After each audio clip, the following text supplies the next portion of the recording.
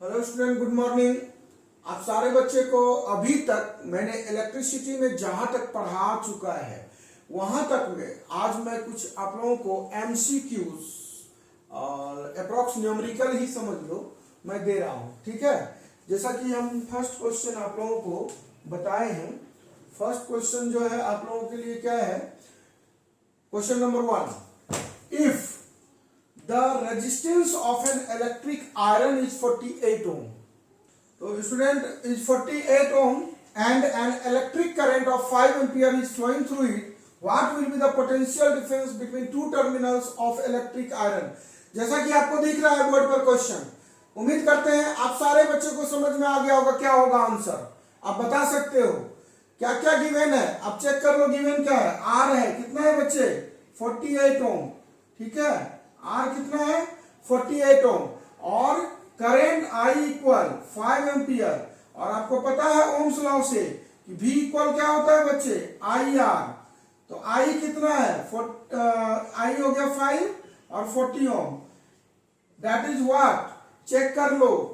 तो 240 वोल्ट यानी B number option answer. ठीक है, तो इस तरीके से आपने देखा कि वेरी सिंपल क्वेश्चन था एमसीक्यू। ये सारा क्वेश्चन मैं जितना दे रहा हूं सारा आपका बोर्ड एग्जाम के पॉइंट ऑफ व्यू से इंपॉर्टेंट क्वेश्चन है। सारा एमसीक्यू क्वेश्चन दे दिया जा रहा है आपको, कोई कोई एमसीक्यू 2 मार्क्स में भी होगा आपको। ठीक है, ये सारा बोर्ड एग्जामिनेशन के लिए कलेक्शन किया हुआ है, आप ध्यान से देख लोगे। एन इलेक्ट्रिक आयरन और resistance 20 ohm takes a current of 5 ampere, calculate the heat developed in 30 second. अब ये देखो, ये heating Joule's law of heating effect of current से लिया गया क्वेश्चन है, जैसा कि मैंने आपको प्रीवियस क्लास में बताया था। तो उस अकॉर्डिंग जो प्रीवियस क्लास में बताया था H equal I square R T formula based होगा। तो आप H equal I square R T use करेंगे। कि ये क्वेश्चन जो है मैंने प्रीवियस क्लास में इसका थ्योरी बताया था कि जूल्स ने एक लॉ दिया था H equal I square R T. Okay student, और आप देखो कि I भी गिवन है, R भी गिवन है और T भी गिवन है। जब I, R, T दोनों गिवन है तो अब I की जगह कितना है बच्चे, तो I देख लीजिए 5 एम्पियर, तो 5 इंटू 5। रेजिस्टेंस कितना है बच्चे, तो रेजिस्टेंस चेक कीजिए कितना है 20 ओम और टाइम कितना है बच्चे, तो 30 सेकेंड।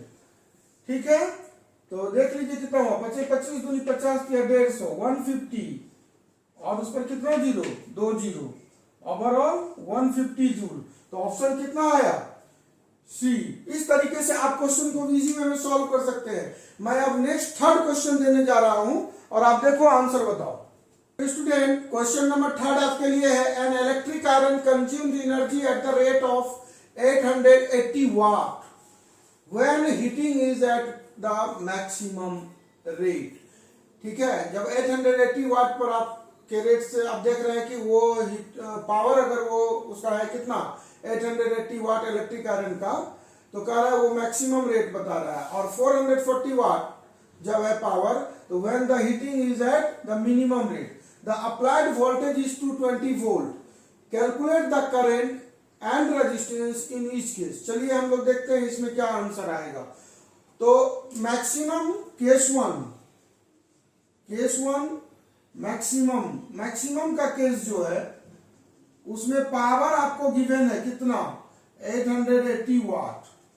ठीक है बच्चे, पावर गिवन है और जबकि आपको वोल्टेज के बारे में कह रहा है कि 220 वोल्ट, वी दिया हुआ है 220 वोल्ट। जैसा कि मैं आपको प्रीवियस क्लास में पढ़ाया था, प्रीवियस क्लास में मैंने आपको बताया था कि P का डिफरेंट फॉर्म, तो आपने पढ़ा था कि P इक्वल वी आई। फिर से मैं रिमाइंड कर दूं कि P इक्वल वी आई। अगर यहां देखा जाए तो एक P इक्वल वी आई आपने पढ़ा था, फिर V को आप रहने दिया और I की जगह आप लिख दिया V बाय आर, तो V स्क्वायर बाय आर, तो P equal V square by R भी हुआ। आप यहां यूज कर लो P equal V square by R. अगर आप ये यूज करोगे तो R कितना होगा, निश्चित तौर पर बच्चे V स्क्वायर बाय P, और V है 220 इंटू 220 बाय पी कितना है 880, ये कैंसिल करा दो 22 से 4 बार में, 4 से 4 5 20, 4 5 20, अप्रॉक्स आपका कितना आ रहा है 55, ये आर का वैल्यू आया। तो करंट कितना आएगा, करंट जो आप कैलकुलेट करोगे तो निश्चित तौर पर करंट निकाल दो, I equal V equal I R ohm's law से, तो I equal V by R, V आपका पता है कितना 220 और आर कितना है अभी अभी आपने निकाला 55, चेक करो 4 एम्पियर, करंट क्या आया 4 एम्पियर, ऑप्शन चेक करो, आप देखो यहाँ 4.2 एम्पियर और 3.8 एम्पियर, आपका ऑप्शन सी और डी में ही कोई आने वाला है। अब सी होगा कि नहीं होगा, अप्रॉक्स आ रहा है आपको, एग्जैक्ट नहीं, तो हो सकता है 4.2 भी हो सकता है 3.8 भी हो, ठीक है।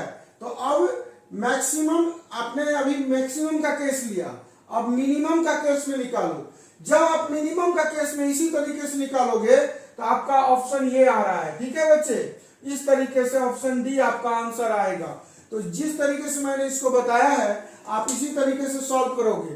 अब आपके लिए नेक्स्ट क्वेश्चन मैं दे रहा हूं, अब देखो नेक्स्ट क्वेश्चन बच्चे आपके लिए बोर्ड पर देखो, 220 joule of heat is produced, क्या गिवन है 220 joule of heat is produced, ठीक है, इन ईच सेकेंड, टाइम भी गिवन है कितना 1 second, find the potential difference across the resistor in a 8 ohm resistor, यानी कि आर का वैल्यू दे दिया है 8 ओम रजिस्टर, आपको कैलकुलेट करना है पोटेंशियल डिफरेंस। अब आपको सोचना है कि कौन सा फॉर्मूला अप्लाई करोगे।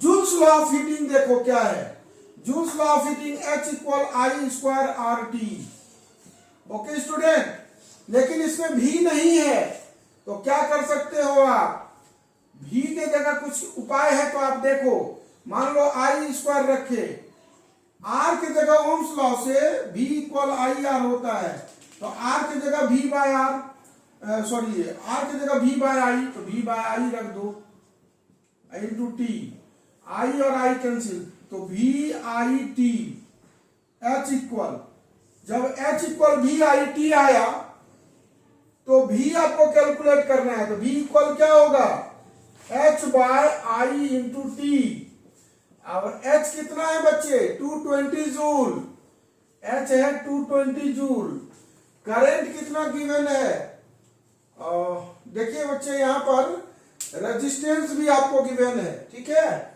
करंट नहीं है, तो आपको क्या करना होगा, यहां पर आप जो है आई को चेंज कर दो, आई इक्वल क्या होगा v बाय आर, देख लो v बाय आर, तो v square by R square into R into T, ठीक है, आर और आर कैंसिल, तो हो गया क्या चीज v square T by R, H equal, आपको v कैलकुलेट करना है, तो v स्क्वायर इक्वल क्या होगा एच आर बाय टी, ठीक है, तो h कितना है वो देखो 220, ठीक है, और r कितना है बच्चे 8, और टाइम कितना है 1, अब v कितना होगा अंडर रूट कर दोगे, अब देख लो कितना आता है, तो 8 दूनी 16, 8 दूनी 16 1 17, 1760, तो अब देखो v तो आ गया इतना, अब आप ही बताओ कितना वोल्ट हुआ, तो 1764 का स्क्वायर रूट कितना होता है, आप उससे सोचो, उसी अप्रोक्स में आएगा ये, मान लो कि 50 का 2500 होता है और 40 का 1600 होता है, 44 का आप देखो 4 के 16 और 4 16 32 और 1 33, 4 के 16 3 19, 1936 होता है, तो ये तो नहीं होगा, आप 42 का स्क्वायर देखो, 42 का 2 2 जा 4 और 4 गुना 8, 8 16, 4 16 1764, 42 का स्क्वायर रूट 1764 होता है, अप्रॉक्स 42 वोल्ट होगा, ठीक है। अब ऑप्शन चेक कर लोगे, आपको दिख रहा होगा ऑप्शन ए आंसर आएगा इसका, ठीक है बच्चे। चलिए नेक्स्ट क्वेश्चन हम देखते हैं। नेक्स्ट क्वेश्चन आपके लिए बच्चे हैं, कैलकुलेट इलेक्ट्रिकल एनर्जी। फिर देखिए क्या कैलकुलेट करना है, इलेक्ट्रिकल एनर्जी। आपको समझ में आ गया होगा, electrical energy means produced heat H इन 5 मिनट्स। टाइम गिवन है कितना, 5 मिनट्स। कभी भी बच्चे, बहुत बच्चे गलती करते हैं, इस चीज पर ध्यान देंगे। मिनट अगर रहे तो उसको सेकंड में कन्वर्ट कर लीजिए, 300 सेकंड, ठीक है ना बच्चे। और इलेक्ट्रिकल एनर्जी H आपको कैलकुलेट करना है, ठीक है। H क्या करना है, कैलकुलेट करना है। When a current of 2 ampere, current दे दिया है कितना, 2 एम्पियर, ठीक है, is sent through a conductor by potential difference 500 volt.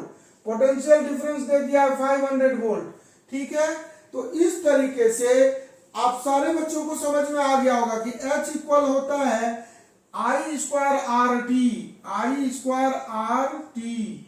लेकिन आप बच्चे एक चीज बताओ कि इसमें आपको V गिवन है और R गिवन नहीं है, तो R को हटा दो, तो आई स्क्वायर R के जगह आप लिख सकते हो ओम्स लॉ से V बाय आई, ठीक है, क्योंकि V इक्वल आई आर, तो R के जगह V बाय आई, तो लिख दीजिए V by I into T. I और I cancel, overall V I T. तो अब देख लीजिए V का वैल्यू कितना है, तो 500, ठीक है, इंटू I कितना है बच्चे, 2 एम्पियर, और टाइम कितना है, तो 300 सेकेंड। अब कितना हुआ, 5 टू जा 10, 3 जा 30, 30 पर 2 2 4 0, तो इतना जूल हो गया आपका हीट। हीट कैलकुलेट हो गया। अब इसको ऑप्शन चेक करना है, 10 टू द पावर 5 दिया, देखो 5 0 है, तो 3 into 10 to the power 5 joule. इस तरीके से आपने देखा, ऑप्शन सी आंसर आया। तो मैं आपको एमसीक्यू को कैसे सॉल्व हो रहा है वो भी मैं बताते जा रहा हूं। उम्मीद करते हैं किसी भी बच्चे को दिक्कत नहीं आ रही होगी। चलिए अब नेक्स्ट क्वेश्चन हम देखते हैं। Okay student, very simple question. Resistivity of a material wire depends on what. आपको मैंने पढ़ाया था कि रेजिस्टेंस किस किस बात पर डिपेंड करता है।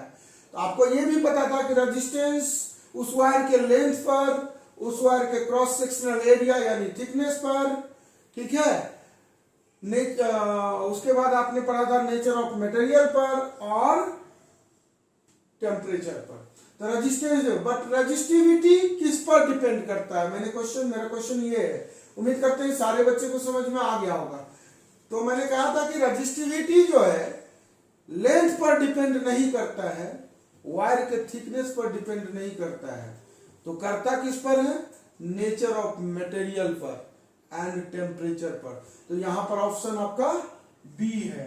रेजिस्टिविटी उस वायर के मटेरियल के, उस जो भी वायर जिस मटेरियल का बना है उसके नेचर पर, कि वो कॉपर का है या आयरन का है, एल्युमिनियम का है, सिल्वर का है, एक्सेट्रा।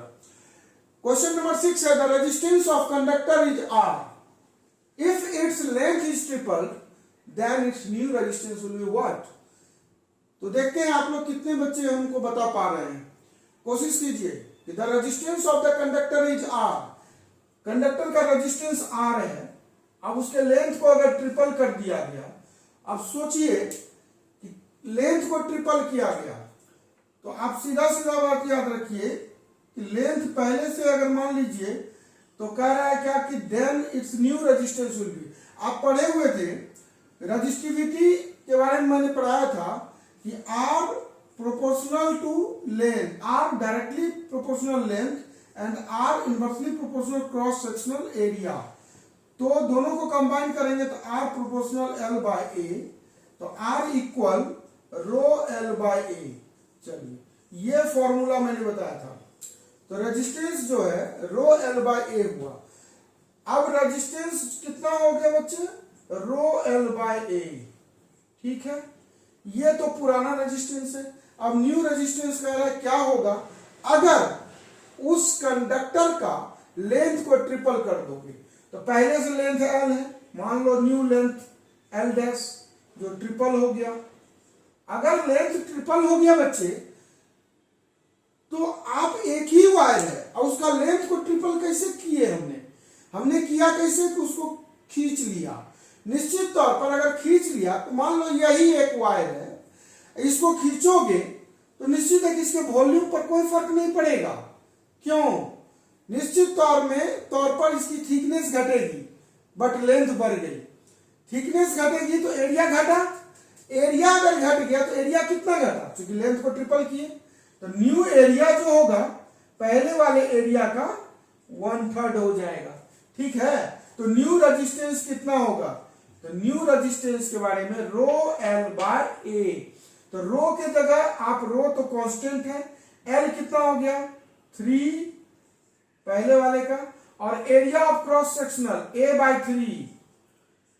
अब देखिए क्या हो रहा है, ये 3 पलट के ऊपर तो न्यू रेजिस्टेंस कितना आ रहा है, ये 3 ऊपर गया बच्चे, तो 3 into 3 into rho L by A रह गया, रो एल बाय ए।